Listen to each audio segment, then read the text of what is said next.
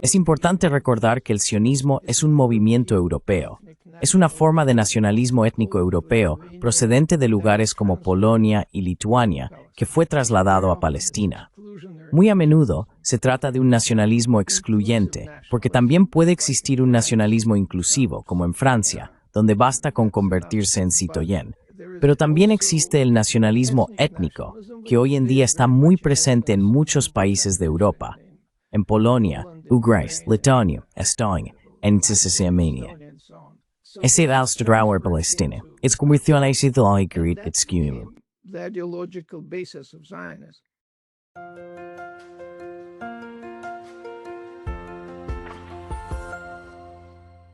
Hello, everybody.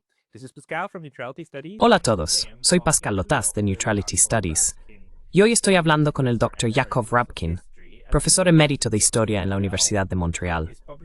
Sus publicaciones incluyen más de 300 artículos y varios monográficos y volúmenes editados. Su obra más reciente es un relato breve pero sumamente fascinante titulado Israel en Palestina, el rechazo judío al sionismo. Esta obra tan interesante es la que queremos analizar hoy. Así que, profesor Rabkin, bienvenido. Gracias. Muchas gracias por tomarte el tiempo, porque has escrito este libro fantástico, que me parece realmente esclarecedor. Quizá podamos empezar con esta distinción conceptual tan importante. ¿Qué es el sionismo? ¿Qué es el judaísmo? ¿Y qué es Israel como concepto? El Israel moderno y el Israel antiguo de la Biblia. ¿Podrías hablar sobre eso?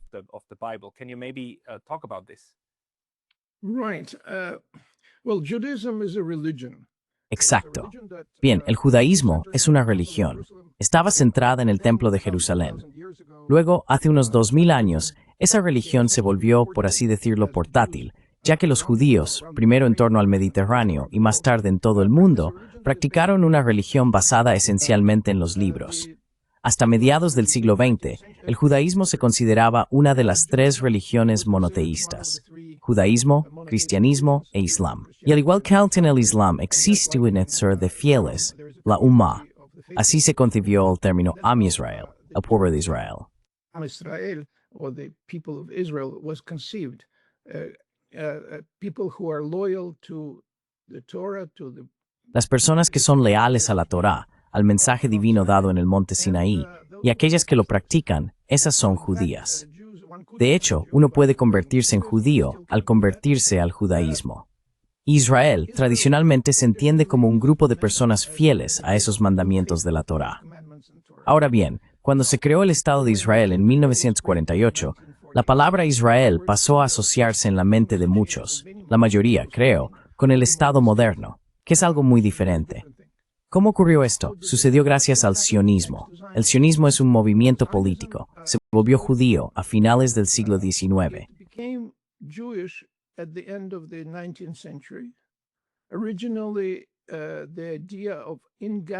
Originalmente, la idea de reunir a los hebreos en Tierra Santa fue una idea del cristianismo protestante.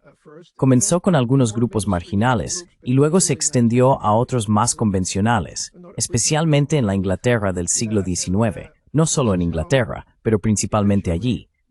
Finalmente, hacia finales del siglo XIX, algunos judíos, en su mayoría alejados de la religión y asimilados a la civilización europea, decidieron que crearían un Estado para los judíos en Palestina. Podemos hablar más adelante de cómo ocurrió. Así que el sionismo es un movimiento político. Algunos judíos lo adoptaron con entusiasmo, pero cuando el sionismo surgió por primera vez, la gran mayoría de los judíos lo rechazó.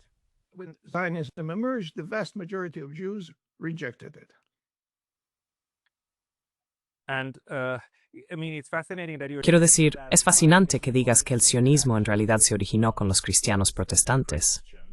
Entonces encontramos escritos de cristianos protestantes diciendo cosas como necesitamos reunir a los judíos en Palestina. Quiero decir, ¿por qué sería eso? ¿Por qué ni siquiera es originalmente una idea judía, en realidad, hacer eso? Well, this has to do with the history of Bueno, esto tiene que ver con la historia del protestantismo y la traducción de la Biblia a las lenguas vernáculas. Tradicionalmente, la Iglesia cristiana, la Iglesia católica, interpretaba la Biblia. No fomentaba realmente la lectura directa de la Biblia, sino que promovía sus interpretaciones. Ahora bien, la idea judía de la relación con la Tierra Santa, o para ser más precisos, en hebreo, la Tierra de Santidad, no la Tierra Santa, es diferente. La relación es condicional. Se puede abrir el Génesis, la Biblia, el Pentateuco, y ver que la promesa de esa tierra es una promesa divina otorgada bajo ciertas condiciones. Hay que obedecer los mandamientos y vivir correctamente. De lo contrario, se será exiliado de la tierra. Hay una expresión muy fuerte: la tierra te vomitará si no te comportas. Ese es el mensaje en el Pentateuco y también en los profetas. Pentateuch and in the prophets as well. And when Protestantism came around, Y cuando surgió el protestantismo y la lectura de la Biblia se hizo común, renunciaron, por así decirlo, a la interpretación y la tradición. La leían directamente y la interpretaban de forma literal. En el judaísmo, la interpretación literal no se favorece en absoluto. Y muy a menudo, bueno, puedo darte un ejemplo. Puede que hayas oído que los judíos no deben mezclar productos lácteos y cárnicos en la misma comida. Ahora bien, ¿de dónde viene eso? Proviene de un versículo bíblico que dice: no cuezas al cabrito en la leche de su madre, solo un cabrito y su madre. Y eso se amplió hasta convertirse en toda la idea de separar los lácteos de la carne. Así que ese es solo un ejemplo de cómo se interpretan las cosas y se convierten en parte de la tradición. Los protestantes leían las profecías bíblicas sobre el regreso a la Tierra Santa. biblical prophecies of return to Holy Land. And some of them developed the idea that Y algunos de ellos desarrollaron la idea de que reuniendo a los hebreos en Tierra Santa se podría acelerar la segunda venida de Cristo. Esa era realmente la motivación. Hoy en día, los sionistas cristianos, como los llamamos, son muy numerosos. Hay millones y millones de personas, según el pastor Hagee en Estados Unidos, que fue uno de los activistas. En un momento dado, dijo que había más de 50 millones de sionistas cristianos en Estados Unidos. A modo de comparación, hay unos 15 millones de judíos en el mundo. Así que hay una gran diferencia entre los sionistas cristianos y los sionistas judíos. Por eso el sionismo cristiano es tan fuerte hoy en día, porque se basa en la interpretación literal de la Biblia, además de otras cuestiones que podemos comentar más adelante.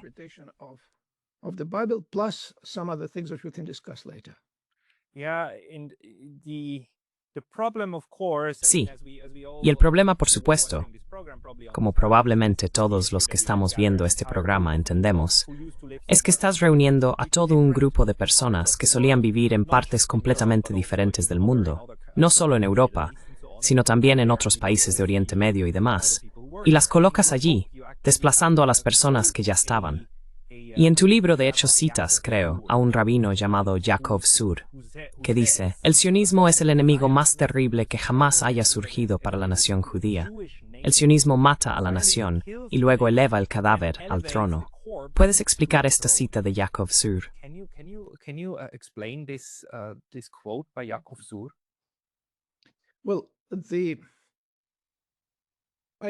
Bueno, la idea de reunir a los hebreos por medios políticos, y mucho menos por medios militares, es totalmente ajena a la tradición judía. En la tradición judía, la relación con la Tierra Santa es muy normativa. En otras palabras, hubo un filósofo judío francés, Emmanuel Levinas, que como muchos franceses hizo un juego de palabras. Ce n'est pas une terre promise, c'est une terre permise. Así que no es una tierra prometida, es una tierra permitida. En francés suena mejor. Y, en efecto, en una tierra permitida, decir más reyes.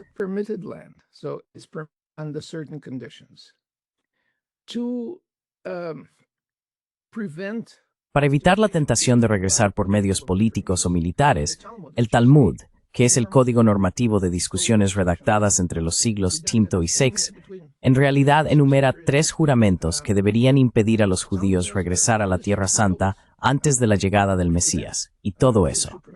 Así que, cuando surgió el sionismo, repito, entre personas muy alejadas de la tradición judía, la mayoría de los judíos lo rechazaron. Y lo rechazaron por tres razones. Una era teológica, por así decirlo. Según los textos judíos normativos, no se debía hacer. Además, convertir a una nación o a un grupo definido por la lealtad a los mandamientos divinos en una nacionalidad común era algo que los judíos religiosos evidentemente no apreciaban. was something that obviously religious Jews didn't appreciate. So that's why the quote you gave, that's an enemy of the... Por eso la cita que mencionas dice, un enemigo de la nación judía, por así decirlo. De nuevo, la palabra nación es problemática aquí, porque la entendemos en su sentido moderno, pero es un término bíblico que significaba algo muy distinto. Se refería a una comunidad de fieles. La segunda razón por la que muchos judíos rechazaban el sionismo era que muchos judíos de la Europa del siglo XIX, y estamos hablando de un fenómeno europeo, ya que el sionismo es enteramente europeo, se estaban adaptando a las nuevas condiciones tras la emancipación. Habían recibido derechos civiles de Napoleón y después se convirtieron en ciudadanos de sus países. En Francia y más tarde, cuando Alemania se unificó, en Alemania. Lo último que querían era que se les dijera que pertenecían a una nación diferente. The last thing they wanted is to be told that they belong to some different nation. So they heard the Zionist... Así que escucharon el mensaje sionista como una variación de un mensaje antisemita. No perteneces aquí, vete a Palestina. Y de hecho, muchos antisemitas pensaban así, incluidos los sionistas cristianos en Gran Bretaña. Por poner un ejemplo, la mayoría de la gente ha oído hablar de la Declaración Balfour, la declaración de 1917, que prometía la creación de un hogar nacional judío en Palestina. Nadie sabe exactamente qué pretendía decir, lo cual es un enfoque diplomático británico típico. Y Balfour, antes de convertirse en ministro de Asuntos Exteriores, fue decisivo para impedir que los judíos rusos emigraran a Gran Bretaña. Así que una cosa va de la mano con la otra. Y en efecto, los antisemitas solían ser muy favorables al sionismo. Often very sympathetic to Zionism. En tu libro, o quizá fue en la charla que vi con Jeffrey Sachs, mencionaste que en la Declaración Balfour, el único miembro del gabinete británico que votó en contra fue el único judío del gabinete. ¿Podrías compartir también esa anécdota? Of course, it was Mr. Montague. Bueno, por supuesto, fue el señor Montagu, que era el único miembro judío del gobierno británico. Publicó una declaración contra el sionismo, acusando al gobierno británico de antisemitismo, porque eran pro-sionistas. Pero había un tercer grupo que me gustaría mencionar, una tercera razón para oponerse al sionismo. Se trataba de bastantes socialistas, comunistas y grupos de izquierda que veían el sionismo como una distracción para la clase trabajadora judía respecto a la lucha de clases, una distracción de la transformación de la sociedad. Veían en el sionismo una forma de nacionalismo burgués, que lo era y sigue siéndolo, perjudicial para la causa socialista. Y de hecho, muchos de los fundadores del Estado de Israel eran socialistas y se esforzaron enormemente por reconciliar su socialismo con el sionismo. Una tarea muy difícil. Reconcile their socialism with Zionism. Very difficult task. Cuando intentas cuadrar el círculo o retorcerte como un pretzel. Pero déjame preguntar, estos primeros sionistas, los primeros sionistas judíos, el más importante de ellos siendo el señor Herzl, ¿verdad? Que además escribió toda una tesis sobre esto y sus fundamentos intelectuales, ¿cómo reconciliaron el sionismo con el judaísmo? Dijeron, desde el principio, básicamente, esto tiene poco que ver con la religión. Esto es simplemente lo que necesitamos como grupo nacional y punto. Well, you mentioned Theodor Herzl, who was Bueno, mencionaste a Theodor Herzl, que fue un periodista y dramaturgo austríaco de origen judío-húngaro muy exitoso. Nació en Budapest. Estaba muy preocupado por la opresión de los judíos en el Imperio ruso, donde no existía la emancipación, y los judíos estaban confinados a una determinada zona de asentamiento, que correspondía a la parte occidental del antiguo Imperio ruso, las actuales Estonia, Letonia, Lituania, Polonia, Ucrania, Moldavia y Bielorrusia. Estas eran las zonas donde los judíos estaban concentrados y no tenían los mismos derechos. Después de 1881, sufrieron oleadas periódicas de violencia llamadas pogromos. Esa era una preocupación. Pero más importante aún para Theodor Herzl, estaba la preocupación de personas como él, intelectuales exitosos, quizá médicos y profesionales, que seguían sufriendo antisemitismo porque los antisemitas resentían su movilidad social.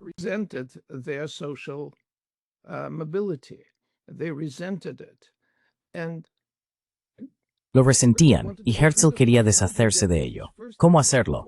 Su primera idea, antes de abrazar el sionismo, fue convertir a todos los judíos de Viena al catolicismo. Bueno, creo que el arzobispo no apreció mucho la idea, ni tampoco los judíos. Así que su segunda idea fue el sionismo. Y solo para mencionar lo fuerte que era la oposición.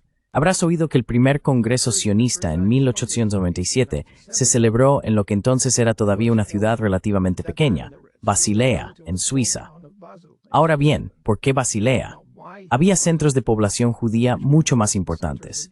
De hecho, el Congreso sionista debía celebrarse en Múnich, Alemania, pero las organizaciones judías alemanas solicitaron al gobierno que prohibiera la celebración de un congreso sionista. Así que se trasladó a Basilea. Suiza, como sabes, es un lugar muy tolerante. Switzerland, as you know, is a very tolerant place. For better or worse? And worse. Para bien o para mal, y más bien para mal. Pero luego también escribes sobre, ya sabes, el papel de la violencia en el sionismo, y que esto forma parte también de, ya sabes, ese rechazo del judaísmo, que en realidad es una religión muy pacífica, al menos como yo la veo. Quiero decir, la he leído, pero bueno, hay mucha violencia, especialmente en el Antiguo Testamento. Aún así, si miro cómo vivían los judíos en Europa, al menos, no conozco grandes episodios de violencia provocados por judíos en Europa. Solo conozco a judíos que fueron víctimas de una violencia extrema. Los pogromos no fueron exclusivos de Rusia.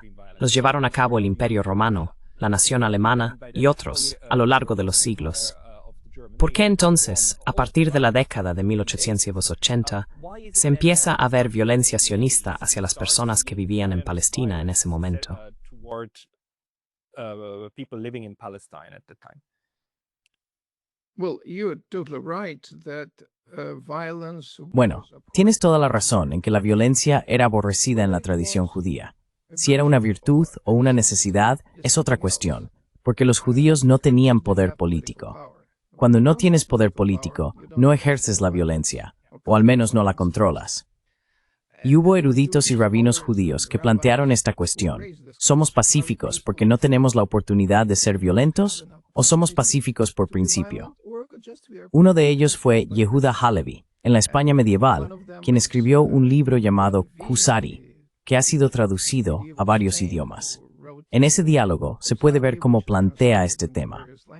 Ahora, hablando de la violencia sionista, de eso es de lo que estamos tratando aquí.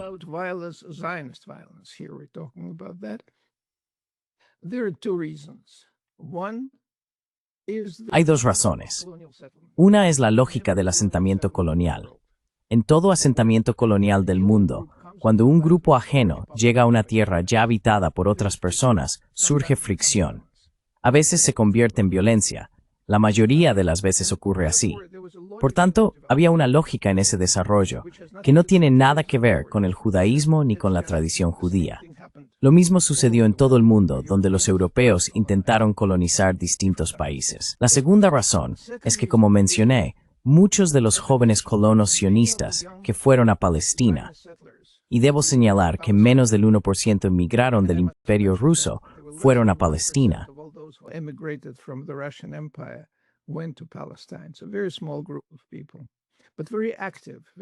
Así que se trataba de un grupo muy pequeño de personas, pero muy activo, articulado y entregado. Adoptaron la violencia en parte porque tenían experiencia en el trabajo revolucionario clandestino en el Imperio Ruso.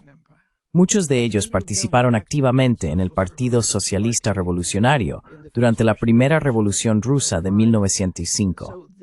Sabían cómo luchar contra un régimen, sabían cómo enfrentarse a los enemigos. También existían grupos de autodefensa durante los pogromos de principios del siglo XX. Así que llegaron a Palestina ya con esa experiencia, y muy importante, con la experiencia del terrorismo político. porque esos movimientos revolucionarios clandestinos practicaban el terrorismo político. Underground movements practiced political terrorism.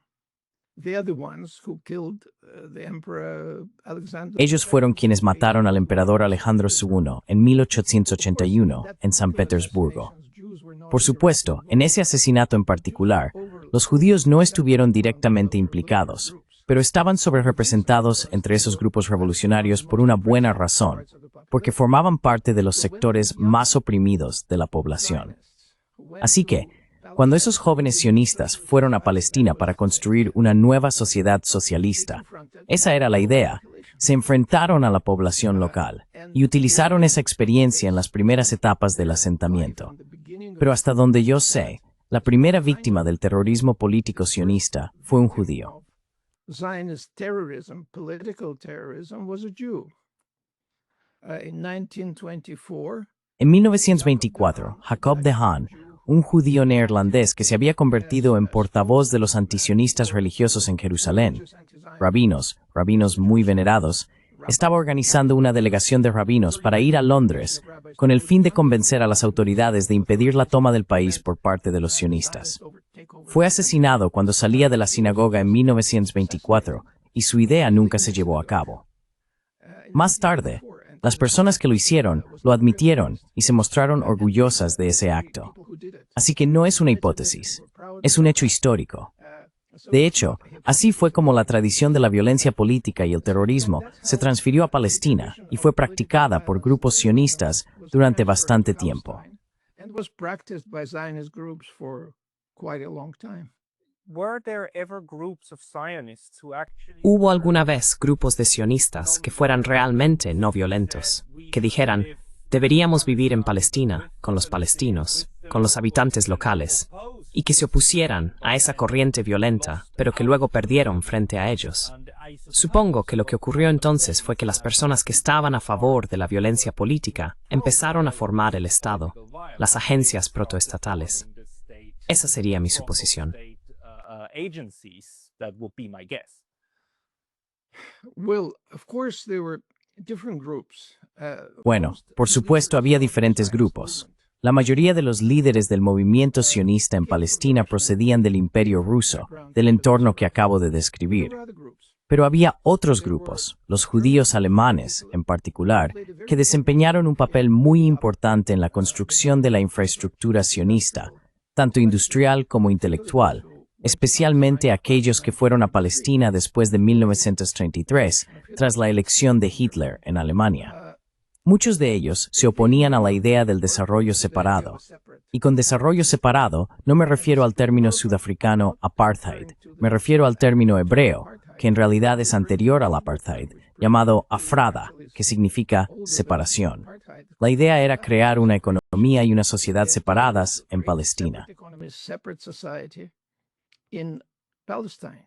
So many German Jews, prominent German Jews, Muchos judíos alemanes, entre ellos algunos prominentes, y algunos judíos estadounidenses, formaron asociaciones como Brit Shalom, la Alianza de la Paz, por ejemplo. a common Defendían un Estado común en el que tanto la población local como los judíos inmigrantes pudieran tener un país independiente y vivir juntos, como ocurre, por ejemplo, en Montreal, donde yo vivo. where I live. Distintos grupos conviven. Groups live together. No necesariamente se quieren, pero viven juntos. Aquellos judíos alemanes y estadounidenses fueron en gran medida superados por los sionistas rusos.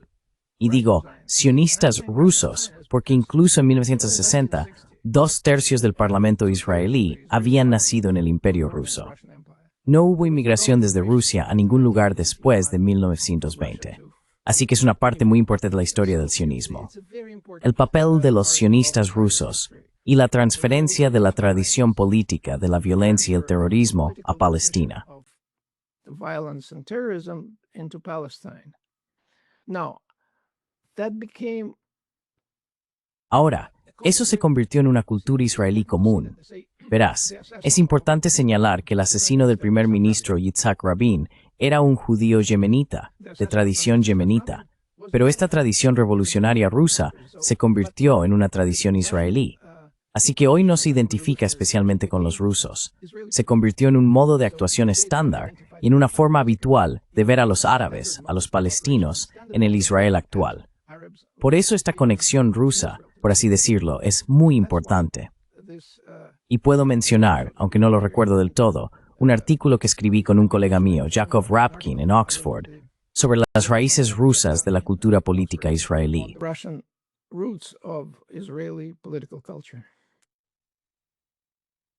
Maybe this is a bit of a sideshow, but Quizás esto sea un poco secundario, pero ¿qué efecto tuvo eso en el judaísmo, en Asia Occidental, en Oriente Medio?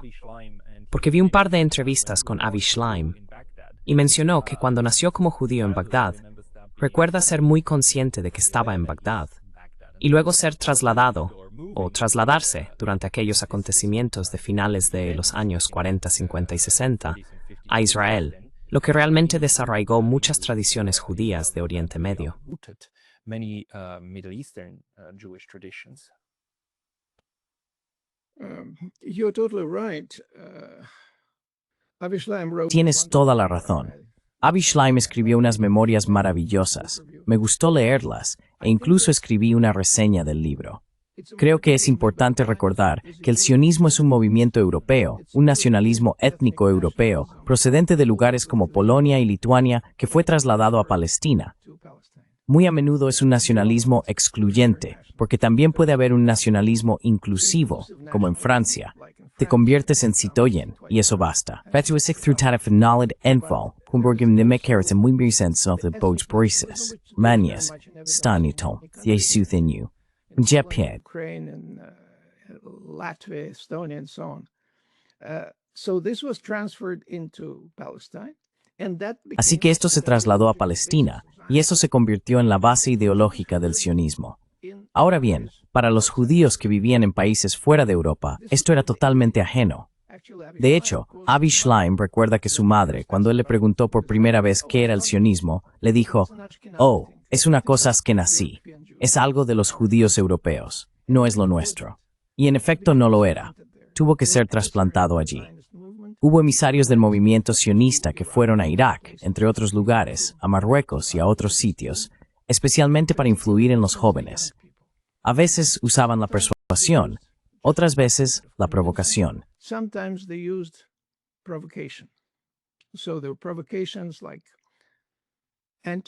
Así que hubo provocaciones, como la violencia antijudía, que en realidad fue organizada por un grupo sionista con el fin de asustar a los judíos para que emigraran. En Irak, la historia fue muy diferente. También hubo violencia allí, pero además existía un acuerdo con el gobierno iraquí para permitir la inmigración. Lo que ocurrió finalmente fue que en la mayoría de los países donde los judíos habían vivido durante siglos, en Irak durante milenios, fueron desarraigados y llevados a lo que entonces era el joven Israel. Ahora bien, ¿por qué se hizo eso? Porque como acabo de mencionar, se trataba de un movimiento europeo para judíos europeos. ¿Por qué iban a necesitar judíos de Irak o de Marruecos? Pues los necesitaban porque los judíos europeos habían sido diezmados por el genocidio nazi.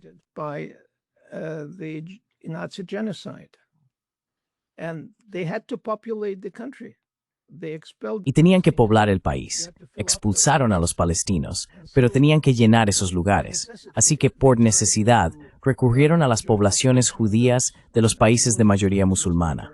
En la mayoría de esos países, prácticamente todos fueron desarraigados. Quedaron muy pocos judíos en Marruecos. Bueno, más en Turquía, más en Irán. Tomemos a los judíos iraníes, por ejemplo. Han estado allí durante 2500 años. Y también hay que entender que los judíos en Europa, los judíos de Europa del Este y Central de los que estamos hablando, estaban concentrados en una sola zona.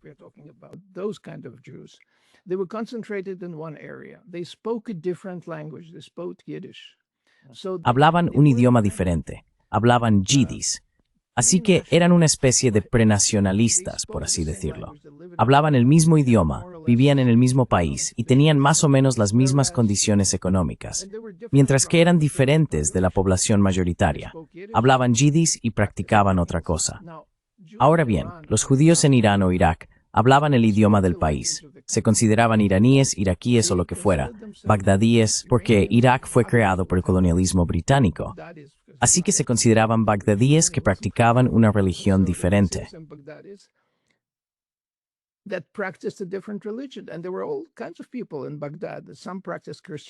Y había todo tipo de gente en Bagdad. Algunos practicaban el cristianismo, otros el zoroastrismo, lo que fuera. Pero se consideraban iraníes, iraquíes o bagdadíes. En realidad, estuve en Irán en 2016 y visité comunidades judías.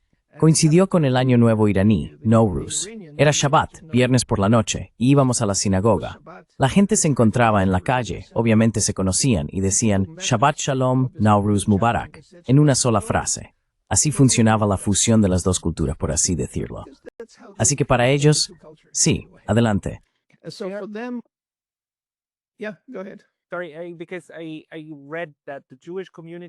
Perdón, leí que la comunidad judía en Irán es pequeña, pero aún cuenta con unas 9.000 personas. Ese es el número que encontré.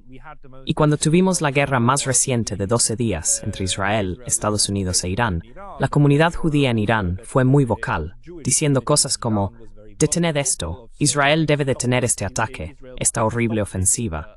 Esto no tiene nada que ver con la causa judía.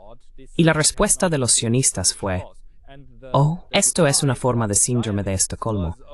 Irán mantiene a estas personas cautivas y las paga o les hace cosas horribles para obligarlas a decir eso.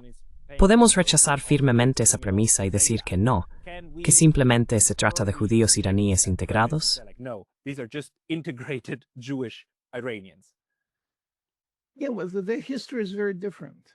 La historia es muy diferente. En Irán, la historia de los judíos es muy distinta de la de los judíos de Europa del Este.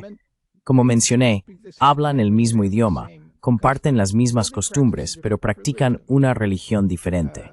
Por eso es muy importante entender que proyectar el nacionalismo étnico de Europa del Este sobre países no europeos siempre genera tensión, violencia y problemas. Bueno, también genera tensión, violencia y problemas en Europa del Este, como se puede ver.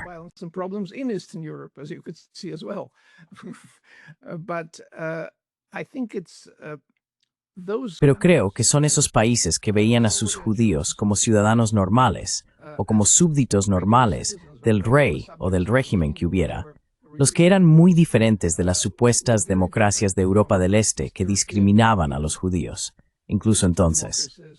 En Irán, por poner un ejemplo, cuando estuve allí en 2016 había 4 restaurantes kosher. Pero, más importante aún, no había guardias armados frente a las sinagogas, a diferencia de Europa. Y estamos hablando de un régimen muy antisionista en Irán.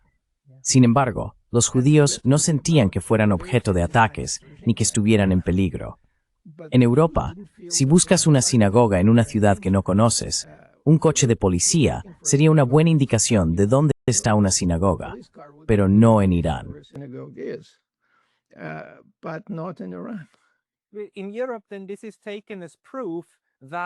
En Europa, esto se considera una prueba de que el apoyo a Israel es muy importante, incluso necesario, porque el antisemitismo europeo es el problema.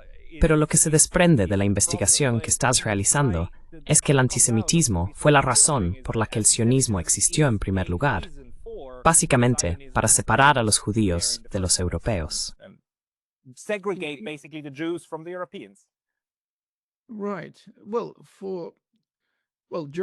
Exacto. Bueno, Alemania hoy, la Alemania contemporánea, es un muy buen ejemplo de eso.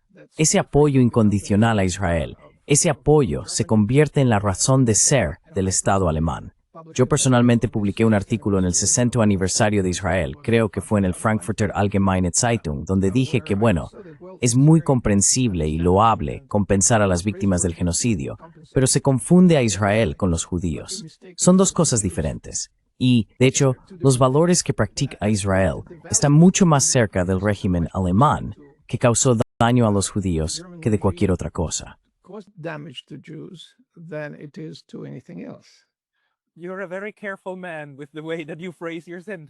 Eres un hombre muy cuidadoso en la forma en que formulas tus frases, lo cual es algo bueno, muy diplomático. Esta comparación, esta equiparación, la vemos ahora mismo en Twitter, desde hace 2 años, sin parar. El sionismo es el judaísmo. Y los judíos, si alguien está en contra del sionismo, está en contra de los judíos. Y está en contra de Israel, e Israel son los judíos. Y personas como Jeffrey Sachs rechazan eso públicamente y dicen, no usted, señor Netanyahu, el Estado de Israel no habla por mí. Deje de hacer eso. Está causando más daño que beneficio. Pero ¿ha ocurrido esto con el sionismo desde el principio? ¿O esta ecuación es en realidad algo más reciente?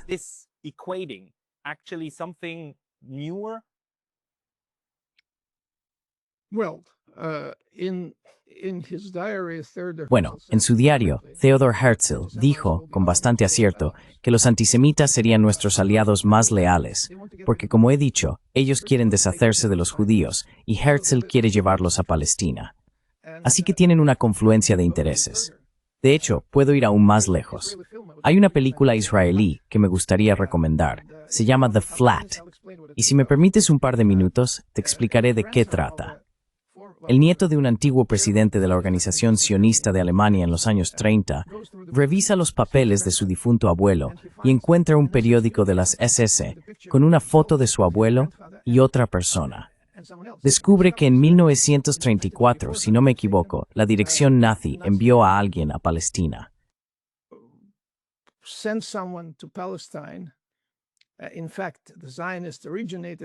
De hecho, los sionistas iniciaron el contacto porque querían invitar a nazis interesados en los asuntos judíos a visitar Palestina y ver cómo podían reasentarse los judíos, ya que los nazis querían deshacerse de ellos. Originalmente, no planeaban asesinar a todo el mundo. Querían, por así decirlo, limpiar a Alemania de judíos. Y los sionistas aceptaron eso. Así que se organizó un viaje para este oficial de las SS y el presidente de la Federación Sionista de Alemania, y viajaron juntos. Como resultado, apareció una serie de artículos muy positivos en el periódico de las SS, los mismos que el nieto encontró más tarde en el archivo entre los papeles de su abuelo.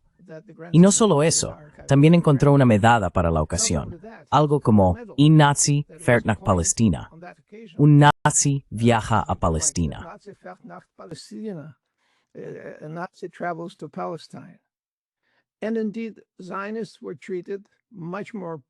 Y de hecho los sionistas fueron tratados de manera mucho más positiva por los nazis que otros judíos, en los años 30, antes del genocidio, quiero decir. Así que esto es un hecho documentado, un registro histórico. No estoy inventando nada. Por lo tanto, la oposición al sionismo, la oposición a la política israelí de los últimos 2 años, que muchos califican de genocidio, no tiene nada que ver con el antisemitismo ni con el odio a los judíos. Tiene que ver con el horror indescriptible que las Fuerzas Armadas israelíes desataron sobre la población civil. Y sabes, al final de mi breve libro lo comparo con el sitio de Leningrado, pero en un territorio mucho más amplio y con muchas menos municiones empleadas contra él. Así que creo que confundir a los judíos con Israel resulta políticamente conveniente para muchos líderes europeos, pero es totalmente erróneo.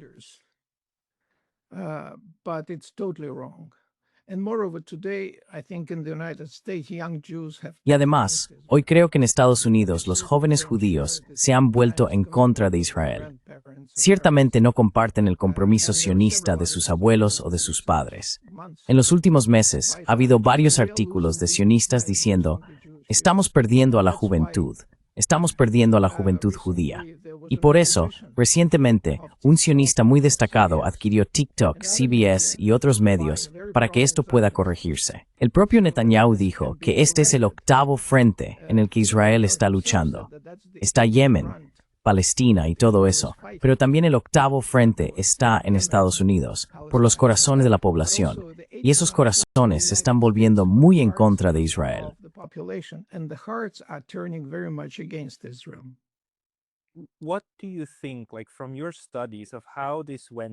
¿Qué opinas, basándote en tus estudios sobre cómo se desarrolló esto, cómo evolucionó el sionismo? ¿Cuáles fueron los pilares más importantes de su éxito?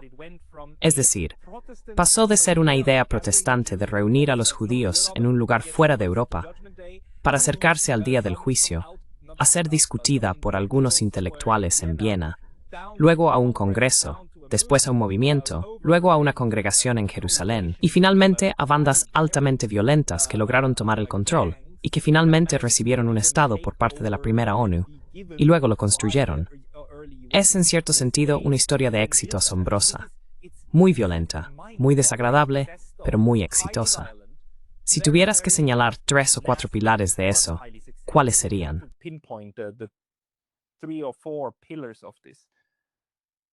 Well, the first was the genuine suffering. Bueno, lo primero fue el sufrimiento genuino de los judíos en el Imperio Ruso. Me refiero a antes de 1917. Ese fue un problema real.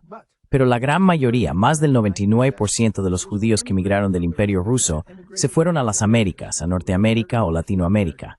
Así que no fue una solución para ellos, para sí mismos.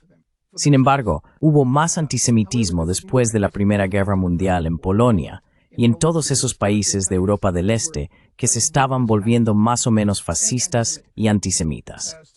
Así que hubo emigración desde Polonia y desde Alemania, obviamente, cuando los nazis tomaron el poder en Alemania. Y luego vino el genocidio de los judíos y de otros a manos de los nazis, que generó una sensación de horror perfectamente justificada entre muchas personas que lo descubrieron. Among many people who discovered it, industrialized destruction of people. Ya sabes, la destrucción industrializada de personas. Así que la reacción en el mundo fue muy solidaria con los supervivientes. Y el movimiento sionista utilizó este genocidio como una razón muy poderosa por la que los judíos necesitaban un Estado propio. Pero esa es una de las lecciones que extrajeron del genocidio nazi. Podría haber otra lección, que yo personalmente saco de ello, que hay que tener mucho cuidado al crear regímenes que discriminen por motivos de etnia o religión. En otras palabras, en una sociedad liberal, la discriminación debería ser ilegal. Así que hay dos lecciones muy opuestas que se pueden aprender del genocidio.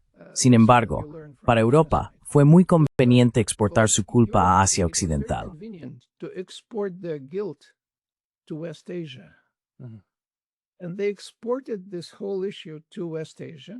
Y exportaron todo este problema a Asia Occidental, a Palestina, donde los palestinos tuvieron que pagar por los pecados de los europeos.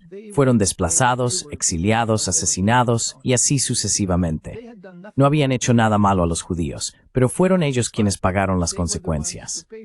Ahora bien, hay que entender que en 1948 el colonialismo aún se consideraba legítimo. Algunas personas hoy en día, y se oye a menudo, dicen que la Segunda Guerra Mundial fue una lucha contra el racismo. Bueno, no exactamente. Las tropas estadounidenses estaban segregadas. Después de la Segunda Guerra Mundial, hubo guerras coloniales muy violentas en África Oriental y en el norte de África por parte de las naciones vencedoras. Ah, sí, y en el sudeste asiático, por supuesto, también por parte de las naciones vencedoras. Gran Bretaña, Francia y más tarde, Estados Unidos.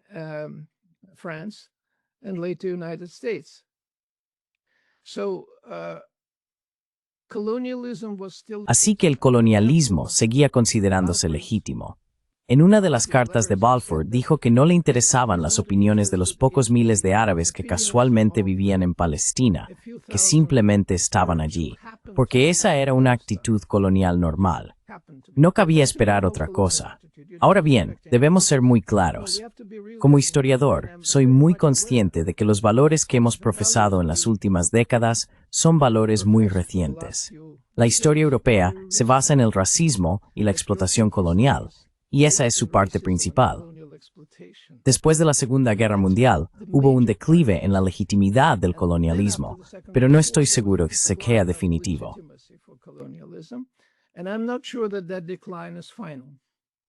No, quiero decir, hay personas que trabajan activamente en contra de esto. Y quiero decir, en cierto sentido, hoy tendemos a mirar el colonialismo y juzgar que fracasó, ¿no? Que salimos de él. Pero eso deja fuera el hecho de que el colonialismo llevó a cabo con éxito un genocidio en 3 continentes: América del Norte, América del Sur en su mayoría, y Australia. Quiero decir, con éxito. Quiero decir, erradicó. Esos pueblos ahora son irrelevantes. Quedan algunos supervivientes, pero están literalmente apartados en pequeñas minigasas en América del Norte. Quiero decir, completamente destruidos.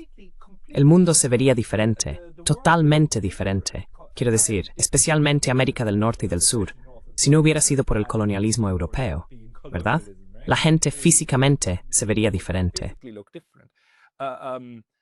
But there was, you're right, if I may interrupt you. Pero tienes razón, si me permites interrumpirte. Solo quería explicar que muy a menudo el colonialismo se justificaba con motivos religiosos. Para quienes colonizaron Norteamérica, los colonizadores británicos creían que iban a una tierra prometida. Quienes colonizaron Australia, especialmente Tasmania, la veían como una tierra prometida para ellos. Fíjate en los nombres bíblicos de pueblos y ciudades en Estados Unidos: Belén, Akron, y así sucesivamente. Son huellas de esa idea de una tierra prometida. Y la tierra prometida nos pertenece a nosotros, no a otra persona, no a quienes casualmente viven allí ahora. Así es la historia europea. So this is European history. That's why I interpret what Por eso interpreto lo que Israel, los sionistas de Israel, están haciendo en Palestina como simplemente la última, una versión tardía de aquello. Y parte de la ira proviene, sin duda, de que hay oposición a ello. Es como decir, ¿por qué está mal cuando lo hacemos nosotros, pero estaba bien cuando vosotros lo hicisteis allí? Y de algún modo los europeos lo entienden de forma intuitiva. Es como, sí, no, esta vez dejemos que los judíos también tengan su pequeño colonialismo y demás. Quiero decir, el planteamiento tan absurdo de todo esto. I mean, the stupid framing of it. Well, I think indeed, Bueno, creo que hay un movimiento en Europa hacia una menor tolerancia, menos tolerancia hacia los musulmanes, hacia los árabes y demás. Y eso encaja con el apoyo a Israel. Por ejemplo, hay que ver a Israel realmente como parte de la historia europea. Cuando digo europea, también me refiero a Australia y Norteamérica. Sí, esa expansión de los europeos, porque Israel está haciendo algo que se hizo de forma aún más cruel en Norteamérica. is doing something that was done even more cruel in North America. Yeah. Absolutely. Absolutamente. Lo está haciendo con medios técnicos más sofisticados, inteligencia artificial y todo eso, pero en esencia es lo mismo. Y por eso creo que existe una simpatía fundamental hacia lo que está haciendo Israel. Sympathy for what Israel is doing. Sí, una simpatía muy racista, muy europea. Quiero decir, solo tenemos que recordar lo que hicieron los franceses en Argelia hace 60 años. No fue hace tanto tiempo, y todavía no están realmente dispuestos a admitir que, bueno, fue algo malo. Well, it was kind of bad. Well, some people argue that the whole idea of Bueno, inclusiveness- algunas personas sostienen que toda la idea de la inclusión y el antirracismo es solo una capa muy fina de barniz que puede rascarse sin mucho esfuerzo. Y lo vemos con la reciente ganadora del Premio Nobel de la Paz. Creo que la señora Machado, sí. Solo hay que mirar su historial, y eso es muy relevante. Podrías decir, bueno, ¿qué tiene que ver Venezuela con Israel? En realidad sí tiene algo que ver, porque la señora Machado habló recientemente en una reunión de partidos de extrema derecha en Europa. Dio un discurso y fue uno muy islamófobo. gave a speech, and a very Islamophobic speech. And also she said that when and if she Y además dijo que cuando sí llega a ser presidenta de Venezuela, lo primero que haría sería trasladar la embajada de Tel Aviv a Jerusalén. Se ven vínculos muy estrechos entre lo que ocurre en otras partes del mundo y lo que hace y representa Israel. Eso explica en parte este apoyo tan notable a Israel que se encuentra entre las clases dirigentes en Europa y en los países de asentamiento europeo. Es realmente sorprendente. El reconocimiento meramente formal del Estado palestino hace unas semanas no cambia mucho las cosas.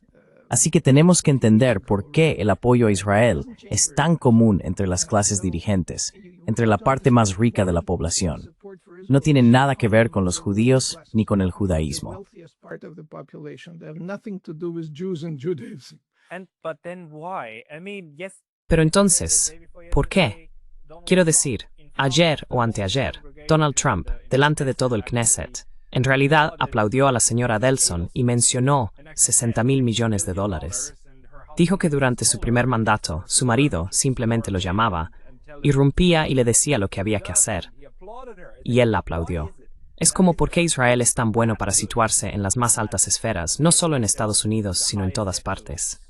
Y al final del día, quiero decir, sin los británicos, sin Balfour, sin los contactos sionistas en esos círculos políticos de más alto nivel, eso tampoco habría sido posible.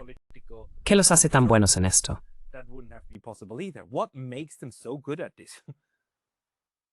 Well, an easy explanation which Bueno, una explicación sencilla que dan los antisemitas es que los judíos son muy poderosos y por lo tanto influyen en todo tipo de gobiernos. Yo no me creo esa explicación, porque la mayoría de los judíos no son poderosos ni tienen acceso a las clases gobernantes, eso seguro. Entonces, ¿por qué es tan popular Israel entre los judíos? Verás, estoy evitando cuidadosamente la palabra élite. Yo los llamo la clase gobernante, porque élite significa otra cosa. Para mí, una élite es un violonchelista de élite. Eso es una élite. Pero el presidente Macron no lo es. Bueno, puede que toque el violonchelo, no lo sé. No es muy bueno. De lo contrario, Joyce me assassin.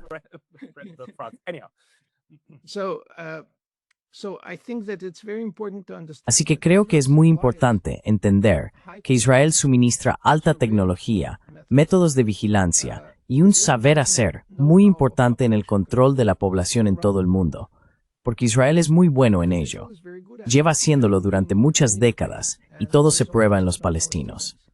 Esta tecnología y este conocimiento son adquiridos por todo tipo de países. También las armas, pero especialmente los sistemas de vigilancia y control de la población. ¿Por qué es eso tan importante hoy en día? Porque, como sabes, hay una crisis en muchos países. Una crisis causada en gran medida por el desequilibrio extremo entre los ricos y los pobres y la creciente pauperización de la población. La disminución de la esperanza de vida entre los blancos en Estados Unidos es solo un buen ejemplo de ello. Estas personas están frustradas, están enfadadas.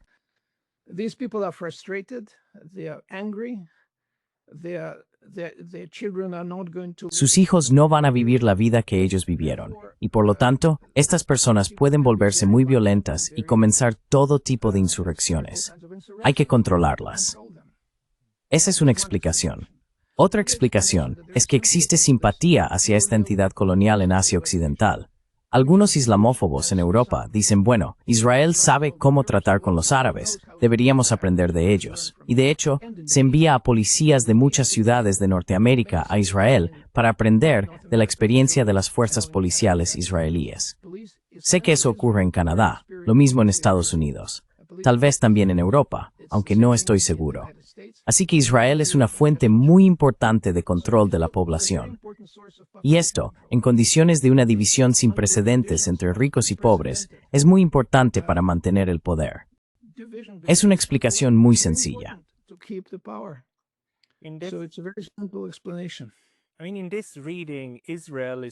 Quiero decir, en esta interpretación, Israel es básicamente el puesto avanzado exitoso, de lo que se considera el colonialismo europeo del pasado.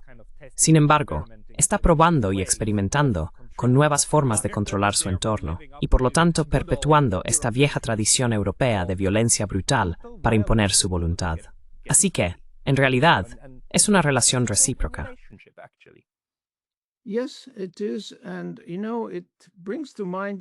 Sí, así es. Y sabes, me recuerda a una vieja película, El Chi de Charlie Chaplin. ¿La recuerdas? Un niño rompe una ventana y luego llega el vidriero, listo para repararla.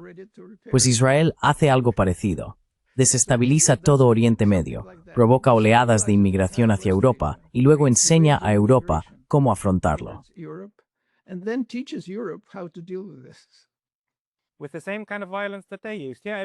Con el mismo tipo de violencia que ellos usaron.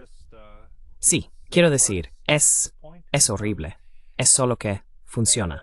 Ese es el punto. Profesor Rabkin, las personas que quieran comprar su libro, supongo que las enviaré a la librería en línea para que lo adquieran allí. Y también pondré un enlace a sus otros libros. ¿Hay algún otro lugar donde la gente pueda seguir sus escritos?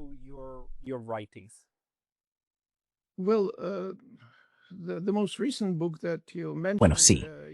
El libro más reciente que mencionaste, puedes poner el enlace israelpalestinebook.com, contiene toda la información sobre cómo y dónde comprarlo. Pero los demás libros están disponibles, al igual que este, en Amazon y en otras librerías. Así que después de deplorar la injusticia social, me resulta extraño hacer publicidad de Amazon Pero, social injustice. It's strange for me to advertise Amazon, but anyway, De todos modos, todos vivimos dentro de las estructuras que tenemos, en los tiempos que nos han tocado. Así que, profesor Yakov Rabkin, muchas gracias por su tiempo hoy. Very much for your time today. it was fue un my placer. pleasure.